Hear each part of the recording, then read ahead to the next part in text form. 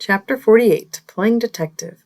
Marcus quickly pulled into the Turkey Hill parking lot and hurried over to the payphone. He picked up the phone, shoved some change into the slot, and punched Brian's number into the keypad. It rang for a while before Brian finally answered.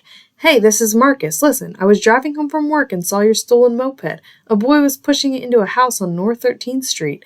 I called the police and they are going to meet me there." "How do you know it's mine? Are you sure it's blue with black striping?" Marcus replied, "Yes, I'm positive. It was your moped. You might want to get over here fast. You'll see me parked along the side of the street." Brian hung up the phone and hurried out to his car. He drove as fast as he could to meet Marcus. When he arrived, Marcus was standing outside of the car talking to the police officers that had just arrived. The taller officer was talking. He said, "You boys stay here. We will go talk to the residents and ask them a few questions." Marcus and Brian nodded their heads. They watched as the two policemen approached the house. The shorter officer knocked on the door a few times and waited for a response. A few minutes passed. "It sure is taking a while," said Marcus as he tapped his fingers impatiently on his car hood. Finally, a man opened the door. Brian shook his head and muttered, "I wish we could hear what they are saying." Marcus leaned forward and watched closely. "Look, Brian, the officers seem to know the man. See how they are laughing and being very friendly with him?" Brian observed a little longer before answering, "I think you are right." After a few minutes, the officers returned to the street. One of them looked at Brian and said, "Well, your moped is not in there. You boys need to be more careful before jumping to conclusions."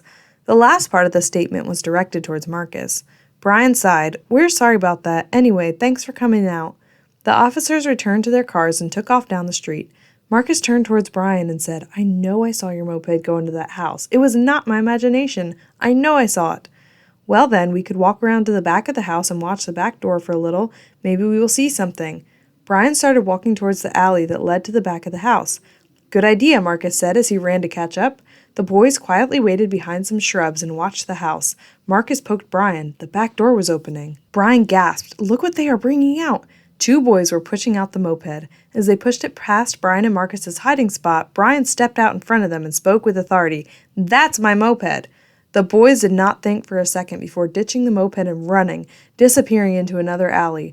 Brian caught the moped before it hit the ground. He stood back to inspect it and shook his head. "What a miracle. I thought it was gone forever. This good old moped serves me well by giving me transportation when Cheryl has the car." "God must have pointed it out to me while I was driving by," said Marcus. Another call was made to the police department. The same policemen came back out. One of them reprimanded Marcus and Brian for taking matters into their own hands. Brian was happy he got his moped back. It didn't really matter to the boys that the police did not have time to investigate or bring charges against the thieves. The police had more pressing matters to tend to than a stolen moped. "Just another day in Reading," Marcus muttered to himself as they loaded the moped into his work truck.